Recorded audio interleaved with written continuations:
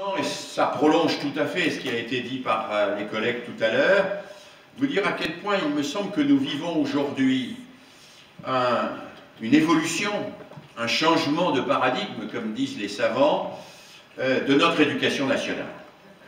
Au fond, la question serait de savoir si notre éducation nationale est une institution ou si elle est un service. Alors, quelle est la différence entre une institution et un service? On pourrait, pour illustrer ça, prendre l'exemple de la justice, par exemple. La justice est une institution. La qualité de la justice ne se mesure pas à la satisfaction des justiciables. Si les gens qui sont jugés dans les tribunaux ne sont pas contents du verdict, ça ne dit rien sur la qualité de la justice. Ils peuvent aller en appel, il y a des tas de recours, mais ce qui fait la valeur d'une institution, c'est qu'elle porte précisément des principes qui l'instituent, c'est-à-dire qui, au sens propre, la font tenir debout. Le principe qui fait tenir debout l'institution judiciaire, c'est la justice telle qu'elle est définie par notre Constitution et telle qu'elle est spécifiée par la Déclaration des droits de l'homme et du citoyen. L'éducation nationale était une institution.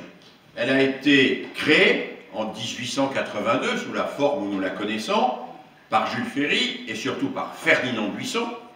Ferdinand Buisson qui était à la fois le penseur de l'école républicaine, mais aussi un grand pédagogue et particulièrement au fait de toute la recherche pédagogique de son époque. Je vais tousser, alors vous inquiétez pas.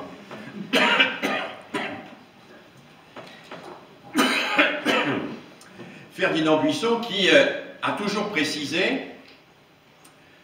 que l'éducation nationale n'était pas au service des citoyens, qu'elle était là pour incarner des valeurs, et en particulier une valeur fondatrice qui était pour lui la valeur d'émancipation.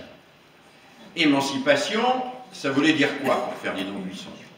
Ça voulait dire la possibilité donnée à chacun de ne pas être enfermé dans une identité, dans un statut, dans une fonction et a fortiori dans une origine.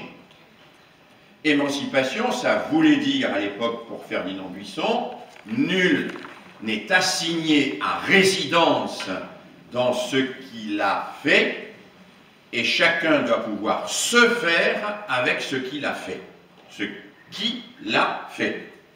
Vous savez, quand Ferdinand Buisson pose ce principe pour l'éducation nationale, il dit très clairement, et il le dit avec une grande simplicité, nous ne sommes pas un ensemble de services. Nous ne sommes pas une garderie, plus un service d'orientation, plus un service de médecine ou d'hygiène scolaire. Nous pouvons éventuellement nous occuper d'un peu tout cela, mais nous ne sommes pas un ensemble de services.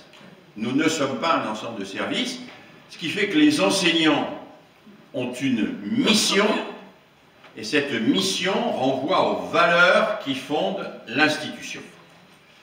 Et Buisson explique que le projet d'enseigner, ce n'est pas un projet qui consiste à satisfaire ni les parents, ni les élèves, ni même vous-même, les enseignants.